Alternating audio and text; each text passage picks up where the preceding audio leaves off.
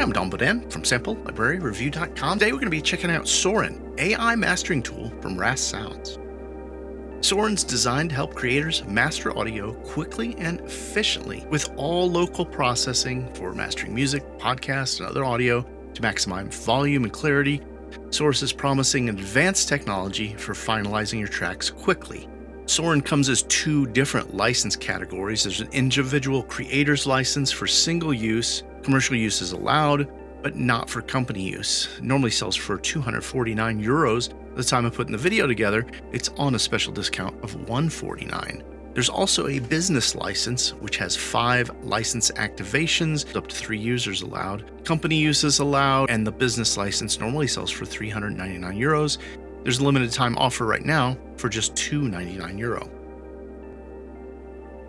I'm going to talk a little bit details, and then we're going to listen to some of my own tracks and mastering those tracks. And then I'm going to dive in a little deeper and tell you my thoughts about Soren and what I'm really liking about it and what maybe I'm not liking about it so much. All right, let's jump right in. We got 2 examples we're going to be going through today. Case studies, including mastering some of my music, and as well as the voice over for the Decompressor show, the podcast I do each week. Soren's touted as being able to master music, podcasts, and other audio for maximum clarity and loudness. Now, this first track we're going to master is a global beat track I've been working on. I'm not sure if you're familiar with the style, but you'll get it right away. This is my mix right out of Logic.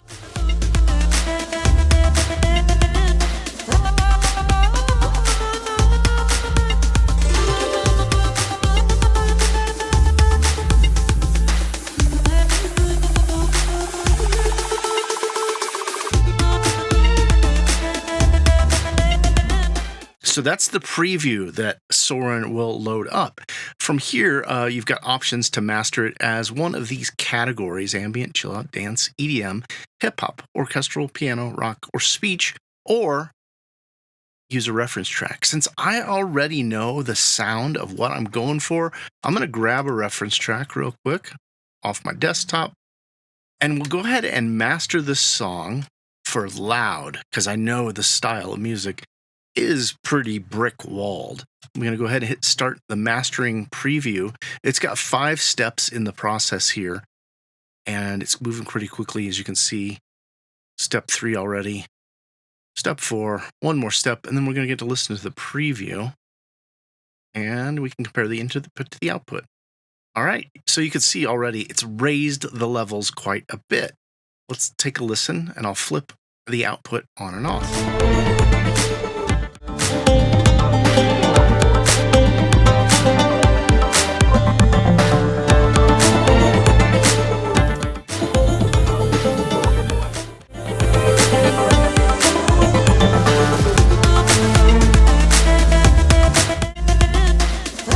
So that gets a pretty good idea of just how much of a difference the mastering setting is going to do. Now, it's trying to follow the curve of my reference track, although there are additional styles.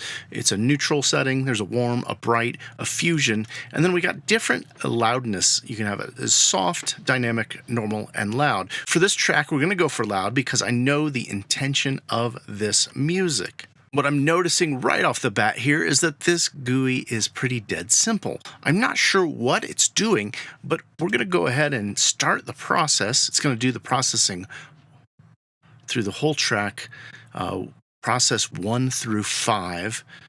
Now, my favorite feature right away here is that this is directly processing on my computer locally. There's no internet connection. All my work is private. Nobody's scanning this to use in AI music generation. And my favorite thing, there's no subscriptions. As I mentioned, it does use a reference track, so that's what my master EQ is going for, and it is going for a maximum loudness. We're 4 processes in of the 5 processes to finish the master using Soren AI mastering. I'm working on the last one here. And it is complete. I'll go ahead and leave the time that it took on the screen right here so you can see how long it took to master this, I think 6-minute track. I'm going to stop right there because we're going to go into even more details and listen to versions of this mastered with the warm, bright, the fusion, and loud. I'm going to keep my reference track on for this because I know that's what I want to go for this particular track. Right away, before we dive into looking at it inside of RX11, I'm just going to mention here that I'm pretty blown away by the speed. The GUI is dead simple. However, if you want to dive in deeper and understand more about what it's doing or how it's doing it, they've got an entire section called the Learning Center here, which is basically understanding what it's doing and understanding how it's affecting your tracks. So that said, let's go ahead and jump into RX11, look at our unmastered track, and then we're going to look at our track mastered with different settings here. For this particular track, though, I do want it to be loud, so I'm going to leave that loudness on all the way through. All right, the first thing we do is look at these files that I've mastered in Soren with RX11. Here's the original mix. You can see there is quite a bit of dynamics in it. For the track's mastered version, the fusion version, you could see it's got a little bit of dynamics at the beginning, but then it does pretty much bring the level up across the board all the way through. Not quite brick walling the entire thing, because the track itself has some natural dynamics in it. Looking at the version with the natural setting,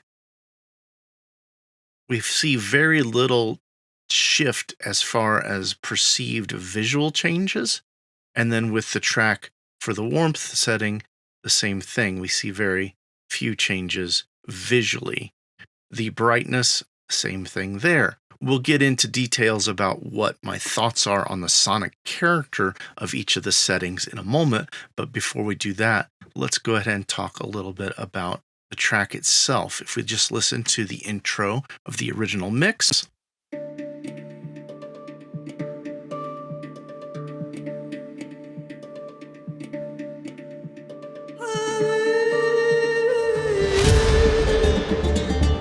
We can see that we're hitting around negative 21, and then it's taken us up to somewhere in the -6 zone, and that's when there's a big hit. If we go to our fusion version and play back that same area,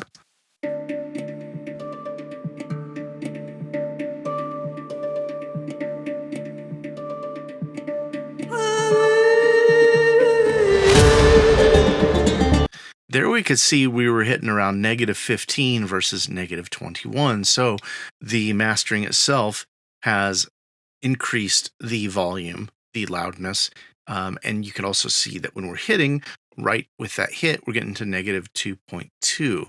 If we go to another section of the track, which is more bombastic, let me see if I can find it.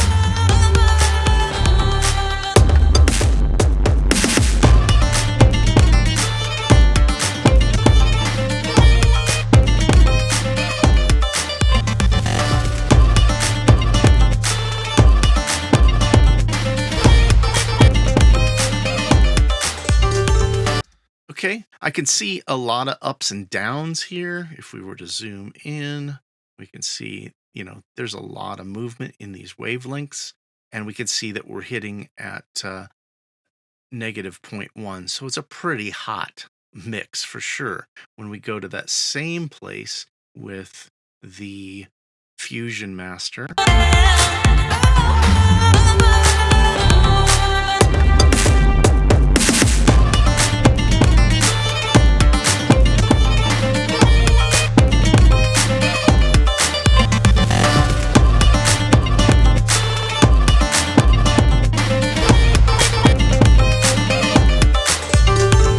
To my ears, there's a lot more clarity and a lot more perceived loudness. However, we are physically lower as far as what meters we're hitting with the mastered fusion version.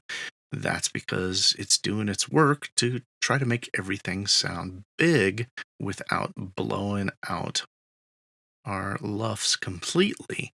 We take a look here from the mastered fusion version to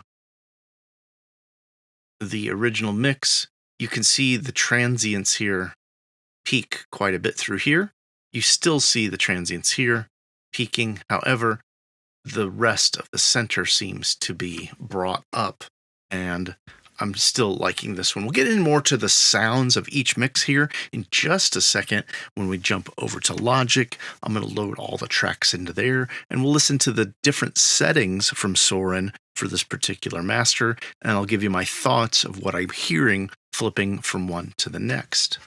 All right, so I've got my tracks all pulled in here, and I've got them labeled so I know which version of the mastering we're listening to, so we can actually see what's happening using a spectrometer. Is that correct? I'm just using FabFilters Pro Q because it's got a really nice one here. We're just going to play back the intro part of the track and listen to that. I'm going to play the original mix first, and we can obviously just visually see that the masters are going to be louder. However, I've adjusted the masters down slightly to meet about the perceived loudness from my perspective. So the master versions are pulled down about 1.3 to 2 dB down, just so we don't have some tricks to our ears, because the perceived loudness would totally be changed from one to the next. However, you can see obviously these are much louder, more bricked. They're not completely bricked, but they're much more bricked than my original mix. Here's that intro of the original mix.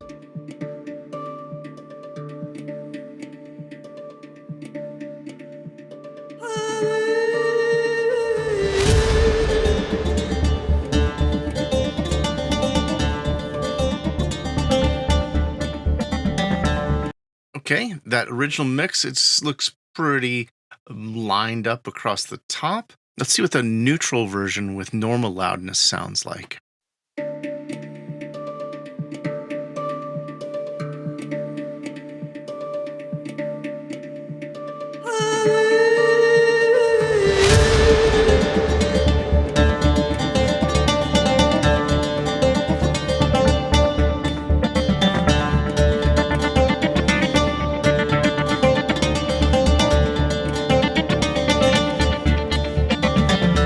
Now, right away, what I'm seeing in this one is, even though it was perceived to be about the same loudness from one to the next, we've got a lot more character, a lot more of these frequencies that are jutting up above our zero threshold here.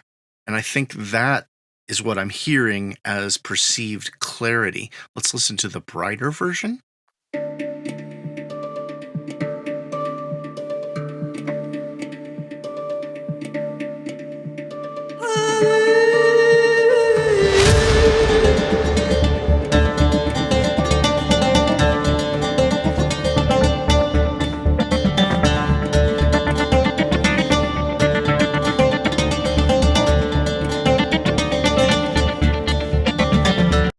This one has a strange character to me. The Soren master setting on bright for this particular track with my reference track added in the processing, it seems like there's a little harshness to me, maybe around 4.5 to 6K, right in this zone here. That's just what my ears are perceiving. Let's listen to the version that was my favorite as I was putting these together. And this is the Soren Fusion version, again, still using my reference track.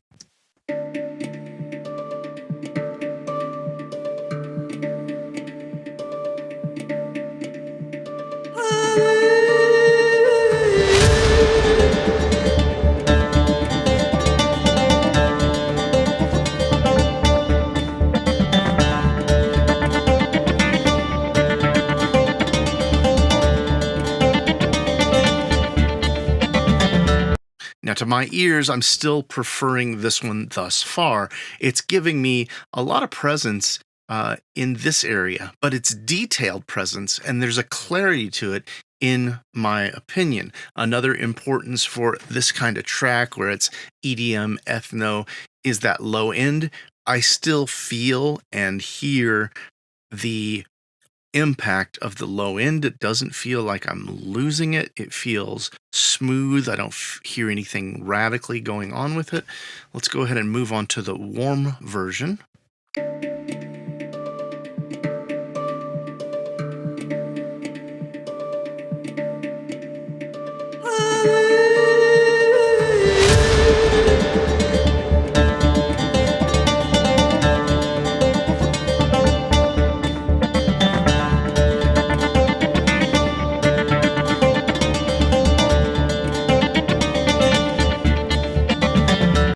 All right, for this one here, it seems a little, I don't know, it seems a little bit like it's boosted too much in the boxy area for me. That's the way I'm perceiving that one. Again, the Fusion's still my favorite. Let's go ahead and move on to another section of the track. This one's going to be much more bombastic, I guess is.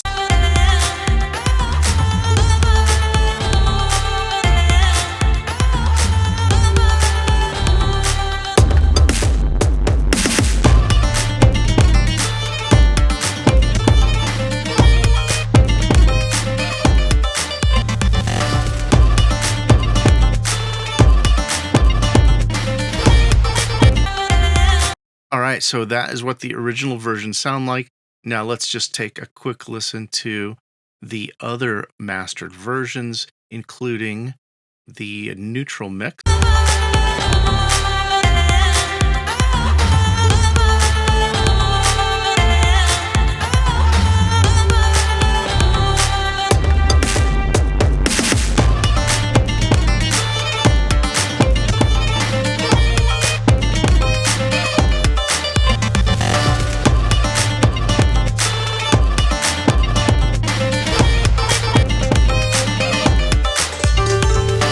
All right, that one sounds good. I don't think it's wonderful. It did smooth out a little bit of what was going on, and it definitely has more perceived clarity. Here's the mastered bright version, same section.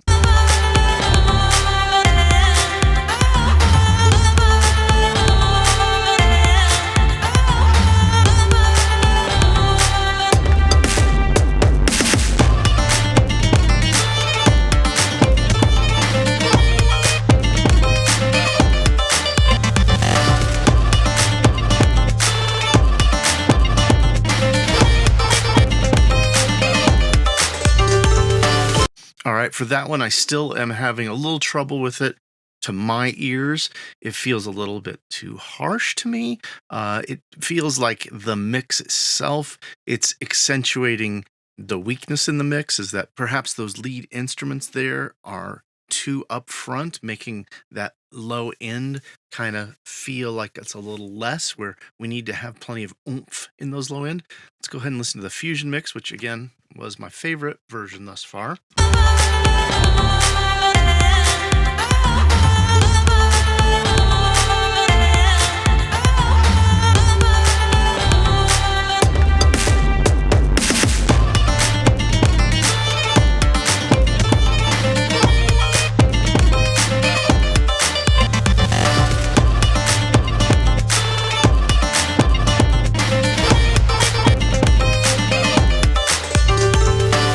All right, that one's better, and I'm starting to hear perhaps my mix has some weakness to it. I think that I would like to probably perceive my low end a little bit higher, the high end tapered down a little bit, so that may be simply a mix issue for me.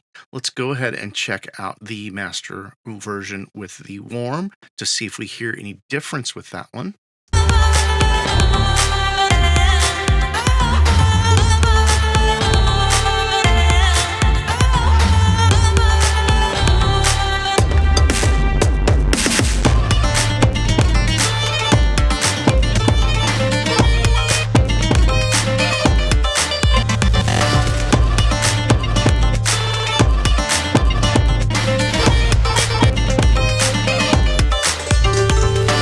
Yeah, this one, it sounds a little bit better in this section than I think it did previously. To my ears, though, it still sounds like the top of the boxiness is a little too accentuated. All right, let's load in my voiceover. All right, let's listen to it here without anything done to it. You've been following Sound Dust's toolkit releases. This one's free, or just $15, 15 euros, or 15 pounds. I'm going to go ahead and do a preview process. I've found this is extremely quick. It does it in 5 parts. It's a mystery as to what it does. I didn't read the directions. And it's done just like that for the preview.